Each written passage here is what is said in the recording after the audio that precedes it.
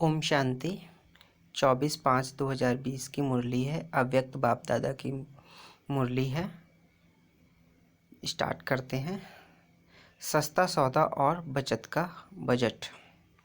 रत्नागार बाप अपने बड़े ते बड़े सौदा करने वाले सौदागर बच्चों को देख मुस्कुरा रहे हैं। सौदा कितना बड़ा और करने वाले सौदागर दुनिया के अंतर में कितने साधारण भोले भाले हैं।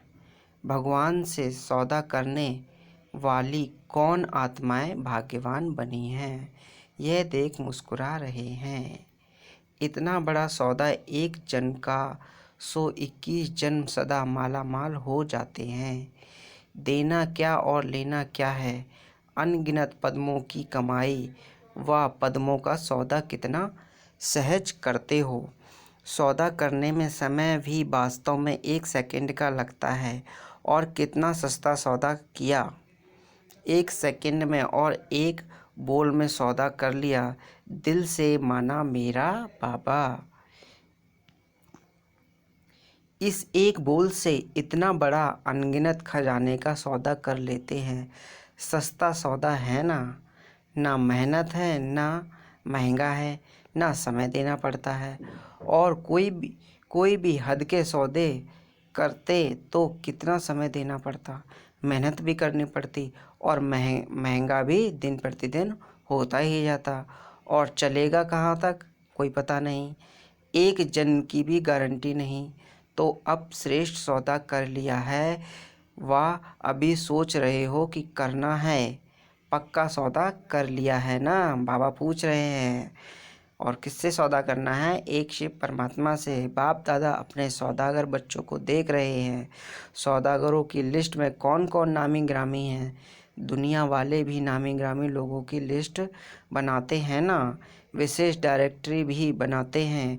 बाप की डायरेक्टरी में किन्हों के नाम हैं जिनमें दुनिया वालों की आँख नहीं जाती।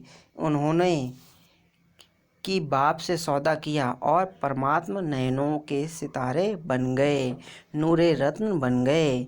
ना उम्मीद आत्माओं को विशेष आत्मा बना दिया। ऐसा नशा सदा रहता है। परमात्मा डायरेक्टरी के विशेष VIP हम हैं, इसलिए ही गायन है भोलों का भगवान है। चतुर सुजान लेकिन पसंद भोलों की आते हैं। दुनिया की 12 मुखी चतुराई बाप को पसंद नहीं। उन्हों का कलयुग में राज है, जहाँ अभी अभी लखपति अभी अभी खगपति है। लेकिन आप सभी सदा के लिए पदमती बन जाते हो। भय का राज्य नहीं, निर्भय है। आज की दुनिया में धन भी है और भय भी है। जितना धन उतना भय में ही खाते, भय ही सोते। और आप बेफिक्र बादशाह बन जाते हो, निर्भय बन जाते हो। भय का भी भूत कहाँ जाता है। आप उस भूत से भी छूट जाते हो, छूट गए हैं ना। कोई भय है? बाबा पूछ रहे हैं। जहाँ मेरापन होगा वहाँ भय जरूर होगा। मेरा बाबा सिर्फ एक ही शिव बाबा है जो निर्भय बनाता है। उनके सिवाय कोई भी सोना हिरण भी अगर मेरा है तो भी भय है। तो चेक करो मेरा का संस्कार ब्राह्मण जीवन में भी किसी भी सूक्ष्म रूप में रह तो नहीं गया। सिल्वर जुबली गोल्डन जुबली मना रहे हो ना। चांदी व सोना रियल तभी बनता है जब आग में गलाकर जो कुछ मिक्स होता है उसको समाप्त कर देता है। Real silver jubilee real golden jubilee है ना। तो जुबली मनाने के लिए रियल सिल्वर रियल गोल्ड बनना ही पड़ेगा। ऐसा नहीं जो सिल्वर जुबली वाले हैं वह सिल्वर ही हैं। यह तो वर्षों के हिसाब से सिल्वर जुबली कहते हैं, लेकिन हो सभी गोल्डन एज के अधिकारी, गोल्डन एज वाले। तो चेक करो रियल गोल्ड कहाँ तक बने हैं। सौदा तो किया लेकिन आया और खाया। ऐसा तो नहीं इतना जमा किया जो 21 पीढ़ी सदा संपन्न रहे। बाबा पूछ रहे हैं अपने वंशावली की माल रहें। ना सिर्फ 21 जन्म लेकर द्वापर में भी भक्त आत्मा होने के कारण कोई कमी नहीं होगी। इतना धन द्वापर में भी रहता है जो दान पुण्य अच्छी तरह से कर सकते हो। कलयुग के अंत में भी देखो, अंतिम जन्म में भी भिखारी तो नहीं बने हो ना, दाल रोटी खाने वाले बने ना। काला धन तो नहीं है, लेकिन दाल रोटी तो है ना। इस समय की कमाई व सौदा पूरा ही कल्प भिखारी नहीं बनाएंगे।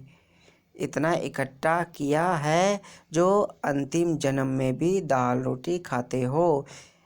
इतना बचत का हिसाब रखते हो। बजट बनाना आता है? बाबा पूछ रहे हैं। जमा करने में होशियार होना। यही तो 21 जन्म क्या करेंगे? नहीं तो 21 जन्म क्या करोगे अगर आपने अपना बजट नहीं बनाया तो। इसीलिए क्या करना है, अपनी कमाई करने वाले बनेंगे या राज्य अधिकारी बन राज्य करेंगे। रॉयल फैमिली को कमाने की ज़रूरत नहीं होती, प्रजा को कमाना पड़ेगा। उसमें भी नंबर हैं, साहूकार प्रजा और साधारण प्रजा। गरीब तो होता ही नहीं है, लेकिन रॉयल फैमिली पुरुषार्थ की प्रारब्ध राज्य प्राप्त करती है। जन्म जन्म रॉयल फैमिली के अधिकारी बनते हैं।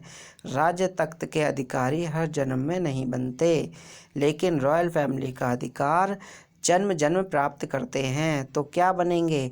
अब बजट बनाओ, बचत की स्कीम बनाओ। आजकल के ज़माने में बेस्ट से बेस्ट बनाते हैं, बेस्ट को ही बचाते हैं।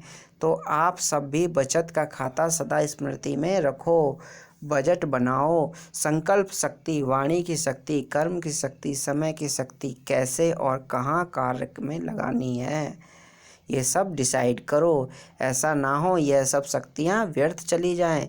संकल्प भी अगर साधारण है, व्यर्थ है, तो व्यर्थ और साधारण दोनों बचत नहीं हुई, लेकिन गवाया। सारे दिन में अपना चार्ट बनाओ, इन शक्तियों को कार्य में लगाकर कितना बढ़ाया, क्योंकि जितना कार्य में लगाएंगे उतना शक्ति बढ़ेगी।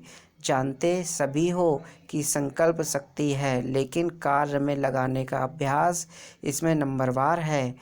कोई फिर ना तो कार्य में लगाते, ना पाप कर्म में गवाते, लेकिन साधारण दिनचर्या में ना कमाया ना गवाया। जमा तो नहीं हुआ ना। साधारण सेवा की दिनचर्या व साधारण प्रवृत्ति की दिनचर्या, इसको बजट का खाता जमा होना नहीं कहेंगे। सिर्फ यह नहीं चेक करो कि यथाशक्ति सेवा भी पढ़ाई भी की, किसको दुख तो नहीं दिया, ये भी चेक करना है। कोई उल्टा कर्म तो नहीं किया, ये भी चेक करना है। लेकिन दुख नहीं दिया तो सुख दिया क्या, ये भी चेक करना है। जितनी और जैसी शक्तिशाली सेवा करनी चाहिए उतनी की। बाबा पूछ रहे हैं। जैसा बाप दादा सदा डायरेक्शन देते हैं कि मेरेपन का त्याग ही सच्ची सेवा है, ऐसी सेवा की। उल्टा बोल नहीं बोला, लेकिन ऐसा बोल बोला जो किसी ना उम्मीद को उम्मीदवार बना दिया, हिम्मतहीन को हिम्मतवान बना दिया। खुशी के उमंग उत्साह को किसको लाया?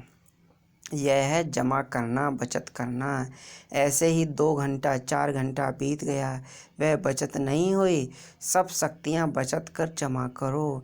ऐसा बजट बनाओ, यह साल बजट बनाकर कार्य करो। हर शक्ति को कार्य में कैसे लगावें, यह प्लान बनाओ।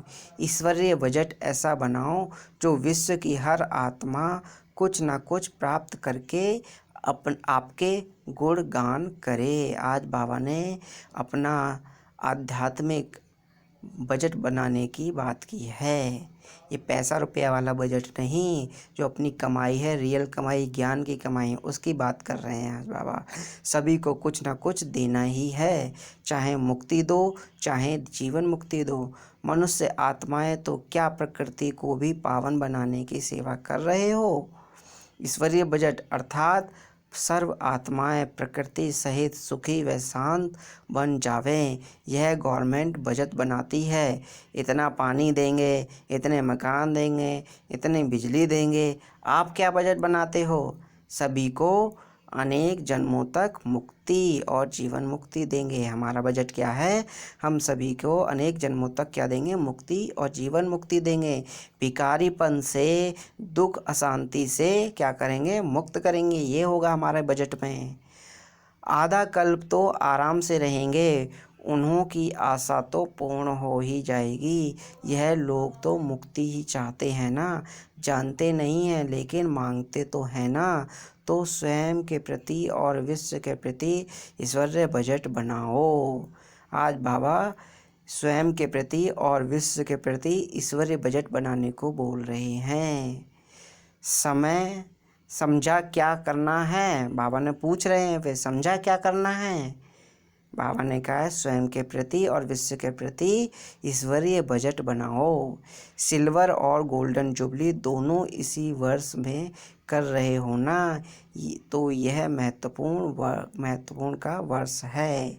अच्छा, सदा श्रेष्ठ सौदा स्मृति में रखने वाले, सदा जमा का खाता बढ़ाने वाले, सदा हर शक्तियों को कार्य में लगाए वृद्धि करने वाले, सदा समय के महत्व को जान महान और बनाने वाले, ऐसे श्रेष्ठ धनवान, श्रेष्ठ समझदार बच्चों और बाप दादों का याद प्यार और नमस्ते।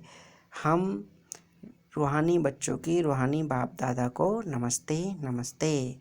कुमारों के लिए खासकर बाप कह रहे हैं, कुमार जीवन भी लकी जीवन है। कुमार जीवन को बाबा ने लकी जीवन बताया है, क्योंकि उल्टी सीढ़ी चढ़ने से बच गए।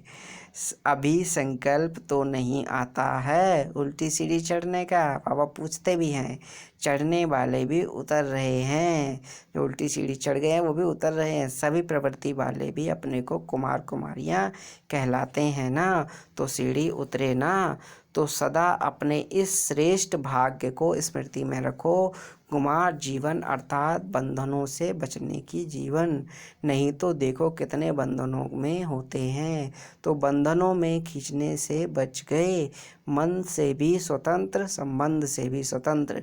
कुमार जीवन है ही स्वतंत्र। कभी स्वप्न में भी ख्याल तो नहीं आता थोड़ा कोई सहयोगी मिल जाए, कोई साथी मिल जाए, बीमारी में मदद हो जाए, ऐसा कभी सोचते हो? बिल्कुल ख्याल नहीं आता।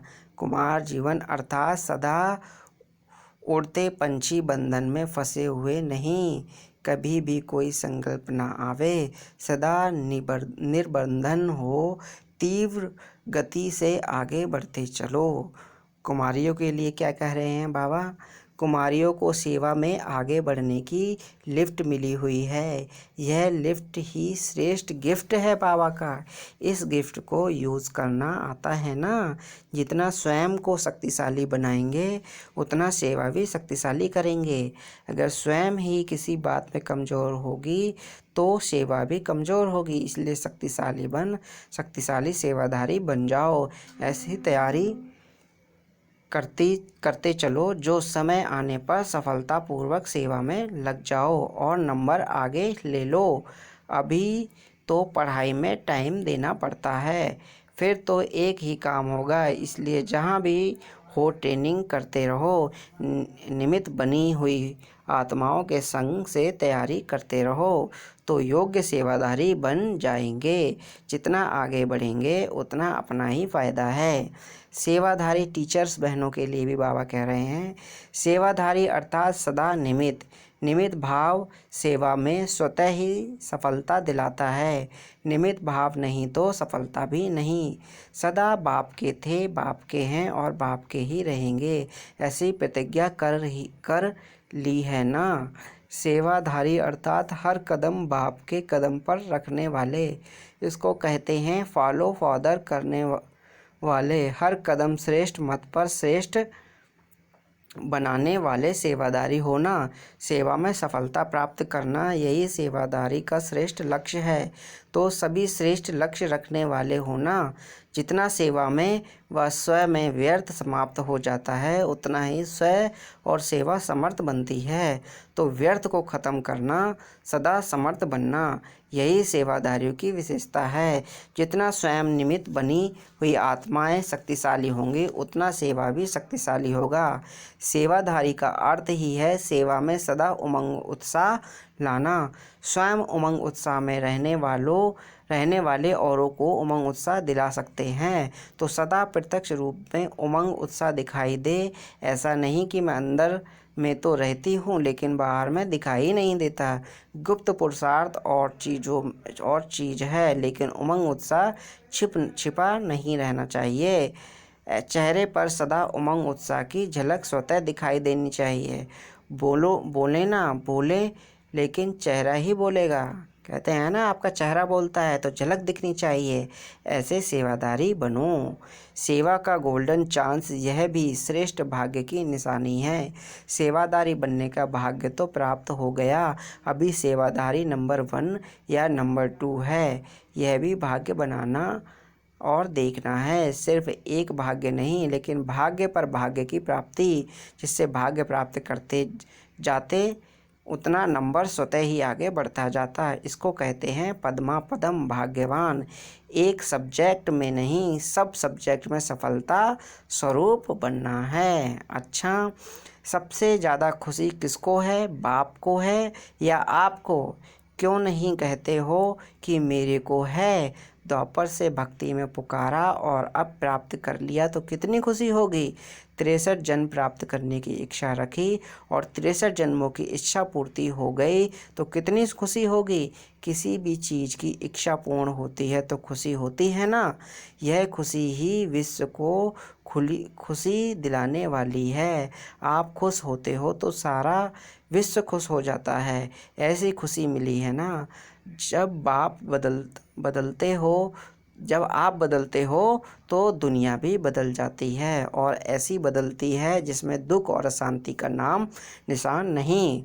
तो सदा खुशी में नाचते रहो, सदा अपने श्रेष्ठ कर्मों का खाता जमा करते चलो, सभी को खुशी का खजाना बांटते चलो। आज के संसार में खुशी नहीं है, सब खुशी के भिखारी हैं, उन्हें खुशी से भरपूर बनाओ। सदा इसी सेवा से आगे बढ़ते रहो। जो आत्माएं दिल शिकस्त बन गई हैं उन्हों में उमंग उत्साह लाते रहो। कुछ कर सकते नहीं, हो नहीं सकता, ऐसे दिलशख्स हैं, और आप विजयी बनाने का उमंग उत्साह बढ़ाने वाले हो। सदा विजय की स्मृति का तिलक लगा रहे। तिलकधारी भी हैं और स्वराज्य अधिकारी भी हैं, इसी स्मृति में सदा रहो। प्रश्न है, जो समीप सितारे हैं उनके लक्षण क्या होंगे? उत्तर है उनमें समानता दिखाई देगी। समीप सितारों में बाप दादा के गुण और कर्तव्य प्रत्यक्ष दिखाई देंगे। जितनी समीपता उतनी समानता होगी। उनका मुखड़ा बाप दादा का साक्षात्कार कराने वाला दर्पण होगा। उनको देखते ही बाप दादा का परिचय प्राप्त होगा। भले देखेंगे आपको, लेकिन आकर्षण बाप दादा की तरफ होगी। इसको कहा जाता है सन सोज फादर। स्नेही के हर कदम में जिससे स्नेह है उसकी छाप देखने में आती है। जितना हर्षित मूर्त और उतना आकर्षण मूर्त बन जाते हैं। अच्छा वरदान दिया है बाबा ने, सेवा द्वारा अनेक आत्माओं की आशीर्वाद प्राप्त कर सदा आगे बढ़ने वाले महादानी भव। महादानी बनना अर्थात दूसरों की सेवा करना। दूसरों की सेवा करने से स्वयं की सेवा स्वतः हो जाती है। महादानी बनना अर्थात स्वयं को मालामाल करना। जितनी आत्माओं को सुख शांति व ज्ञान का दान देंगे, उतनी आत्माओं की प्राप्ति की आवाज़ या शुक्रिया जो निकलता है वह आपके लिए आशीर्वाद का रूप हो जाएगा। यह आशीर्वाद ही आगे बढ़ने का साधन है। जिन्हें आशीर्वाद मिलती है वह सदा खुश रहते हैं। तो रोज़ अमृत वेले महादानी बनने का प्रोग्राम बनाओ। कोई समय व दिन ऐसा ना हो जिसमें दान ना हो।